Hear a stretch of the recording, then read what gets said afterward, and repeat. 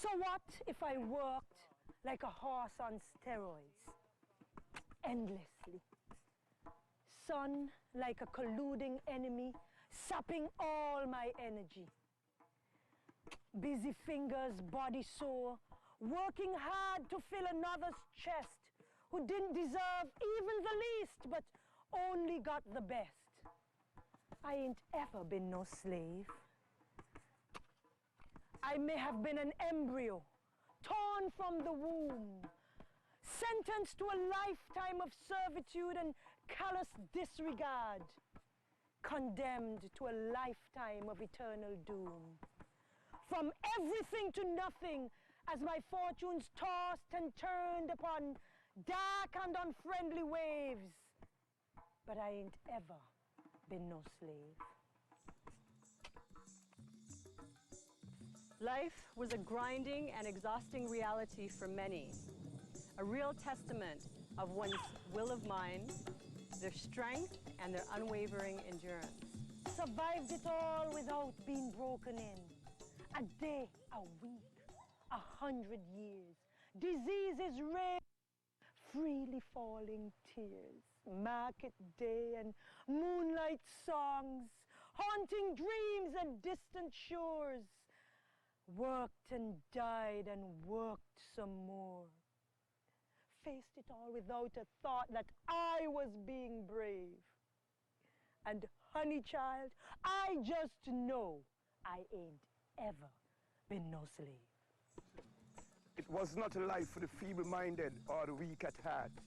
Working in row after row after row of sugarcane in the blistering sun from dawn till dusk, it eventually took its toll on a great many people. Men, women, and children alike could not escape this life of hard sentence. The Africans who were brought to work on the plantations in St. Kitts and Nevis never accepted that they were slaves. They always considered themselves an enslaved people, and they resisted it and fought to obtain full freedom. Isn't it ironic how today, when we have a choice, some of us choose to enslave our own minds with drugs? Do not enslave yourself. The choice is yours today. We were enslaved. We were not slaves. Choose freedom. Welcome to Culture Beat. I'm Marlene Phillips-Lee. And I am Rastamboro Kitwana. Today we are visiting Estridge Estate to take a look at how plantations used to operate. As early as 1640, Barbados and Martinique were experimenting with sugar crops. The French actually preferred growing sugar more than indigo. Its popularity grew quickly, and other islands in the Caribbean became consumed with harvesting sugar. Harvesting sugarcane was no easy task.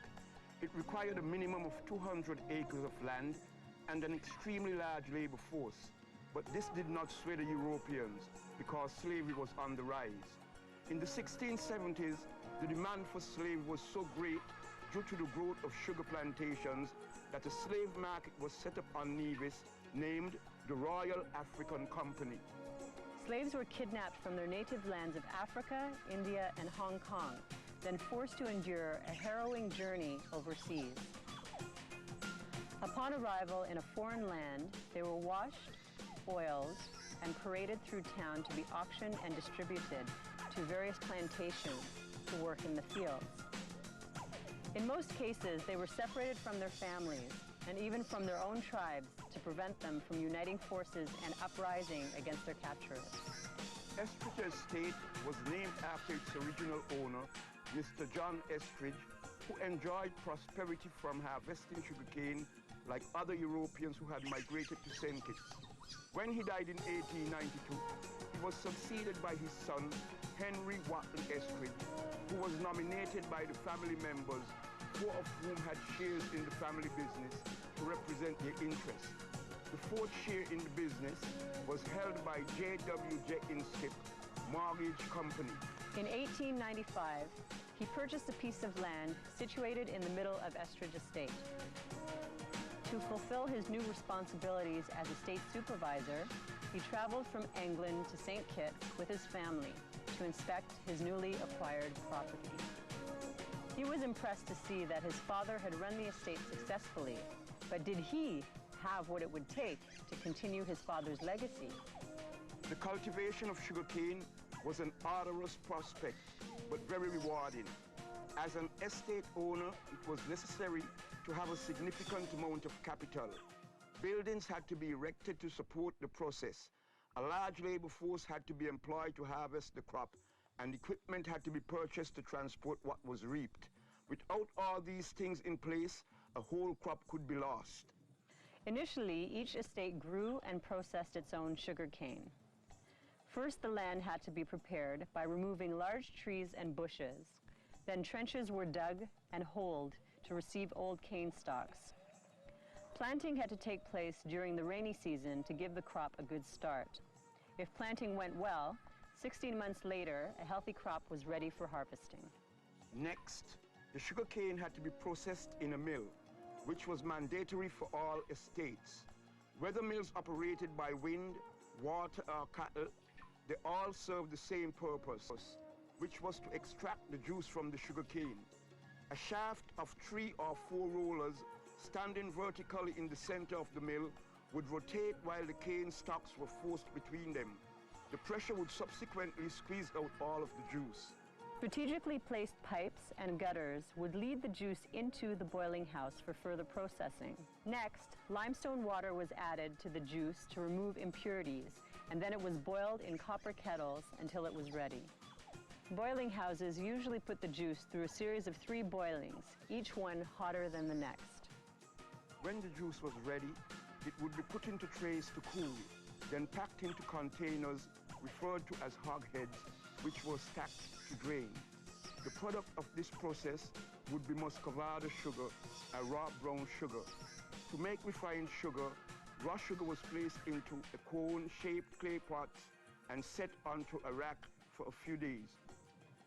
When the plug in the bottom of the pot was removed, molasses that had settled would be drained off and distilled into rum. The sugar removed from the clay mold was called a sugar loaf. These sugar loaves would then be packaged and transported by mule or cattle carts to the docks where they would be shipped off to European markets. Estates usually had to be self-sufficient. They had a cistern on the premises to provide them with a constant supply of water, and the stable provided shelter for their many heads of livestock. Most estates were run by overseers who actually lived on the estate and managed it for its owners, who sometimes lived abroad. Owners that lived on the estate built immense and elaborate great houses for themselves and subjected their slaves to live in semi-permanent trash houses in villages they set up on the plantation. The sole purpose of slaves was to work the plantation, which in the eyes of their owners did not afford them the right to live in luxury. They were told when to eat, sleep, work, and rest. They had no freedom. Food was imported from overseas to feed them because it was more economical. At one time, foods like breadfruit, tanya, ackee, and saltfish were only eaten by the poor, but today they are foods enjoyed by all and are also a part of Kittitian culture. Today, the estates look very different. The ruins are only a reminder of what it used to be when it was thriving. In West India Sketchbook 2, it was said that the works of this estate are of very superior construction. The boiling house, curing house, and distillery are all commodiously arranged on the one roof, and the external appearance of the building, with its steeple clock, conveys a magnificent idea of the importance of this establishment compared with most of the works in the island.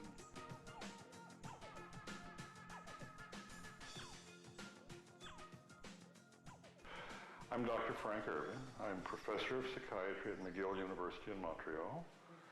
director of the neurobehavioral laboratories of the Allen Memorial Research Institute, and director of the Behavioral Science Foundation, which has been resident here at Estridge since about 1970. So we have lived with you about as long as many of your viewers have been alive. My interests, as you might guess, are the relationship between brain and brain evolution and disturbed behavior. I'm a psychiatrist. I'm interested in the painful states of the human condition. The monkey is, of course, a model for man, for me. And the monkeys of St. Kitts are particularly interesting because they are an isolated population. And so I use them to study in a systematic way the relationship between brain structure, brain chemistry, brain endocrinology, and behavioral manifestations. And so over time, we've done a variety of different sorts of studies. One right now that's quite important for us, that's coming to a peak after more than a decade of work, pays attention to a subgroup of monkeys who prefer to drink beverage alcohol to anything else. And given access and left to their own devices, they will drink to coma, kill themselves within about 3 months with liver or heart disease. So in many ways, they behave very much like extremely severe human alcoholic cases. And so we have an opportunity with the monkeys to look at the genetics of that and the processes that underlie it. So it's that sort of problem that we are interested in. And Estridge, as you may know, was one of the great and very wealthy estates of the island. There is a plot of land up here that SSMC now controls, which 40 acres grows more cane per acre, more sugar per acre than any other spot on the island, like 2 to 1. Very fertile. We're in the rain shadow of the mountain. We get lots of rain every year. We have 40 feet of volcanic topsoil. So this was a very rich place for a very long time. Out here, there used to be a training track where the blooded Irish stallions were brought in from Ireland to be trained for racing. The stables were over there. The estate started, the old building here was a cotton ginnery. And as you know, cotton, tobacco, and indigo were the early crops till the loyalists fleeing the American Revolution brought the boll weevil to the islands and wiped out the cotton business, so to speak. And in the meantime, the Sephardic Jews had come up from Brazil and brought the sugarcane technology with them that they had brought out of Mallorca and the Middle East there. When cotton went out, actually, the big old building became the first and biggest slave hospital on the island. And in the National Archives, at the bottom of the government house, I found medical reports from that period of the slave doctor taking care of the cases that came through. And a lady named Congo Lil was sick with a bad tummy and so on and so forth. It was a fascinating account. It was a rich enough estate that it had visitors from around the world. It's mentioned and described in the journals of a lady of quality, for example. And many of the 18th and 19th century travelers were put up here. They were hosted.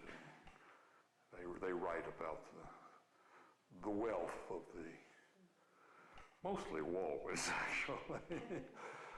The romantic part of the story here was that around the turn of the century, late 1890s or thereabouts, the manager of this state was a man of color. And it was owned by a resident couple of very British persons who had one daughter. And the daughter fell for the manager. And apparently he had a great deal of respect. He'd made it a very wealthy place. He was a bit of a dashing fellow, I gather. He liked the horses, and he dressed very elegantly, and he raced and gambled and usually won.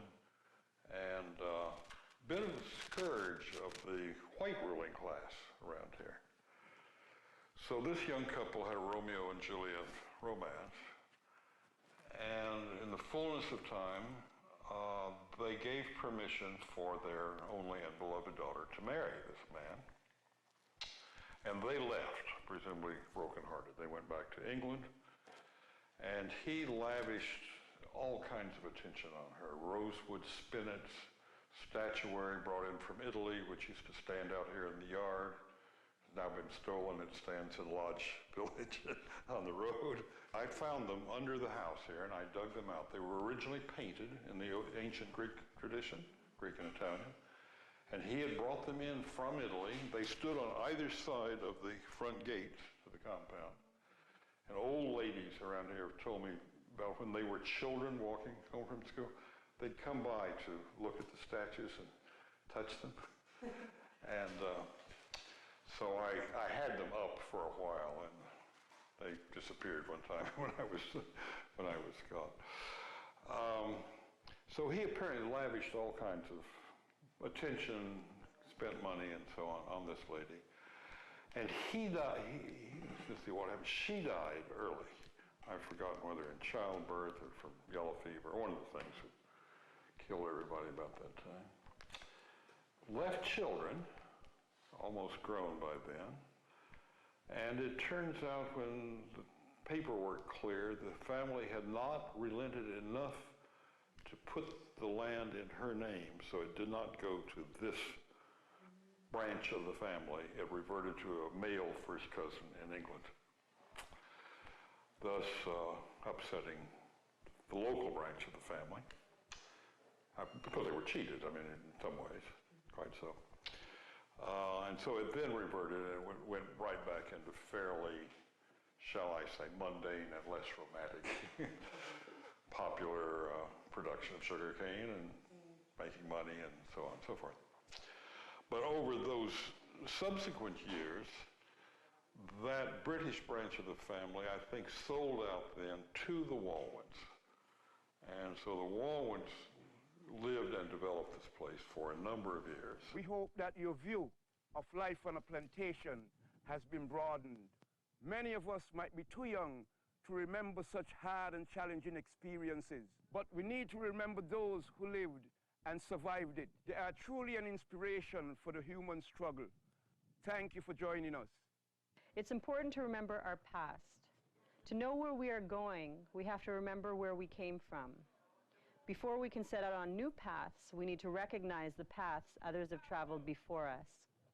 For remembering our history can give us the wisdom and the strength that will carry us on into a glorious future. And with that final thought, we'll meet you on the beat. Culture beat, as so you go. I'm a slave from a land so far. I was caught and I was brought here from Africa. I'm a slave from a land so far. I was caught and I was brought here from Africa. Well, it was licks like fire from the white slave master every day. I down on me knees. Weeks and weeks before we cross the seas to reach to the West Indies. You know they make me work. Yes, I work so hard each day. And then I toil and toil and I toil and toil so hard, no pay. I'm dying.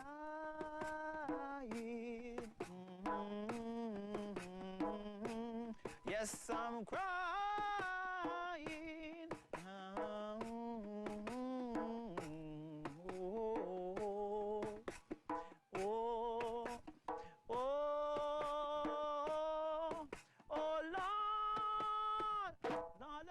To be free.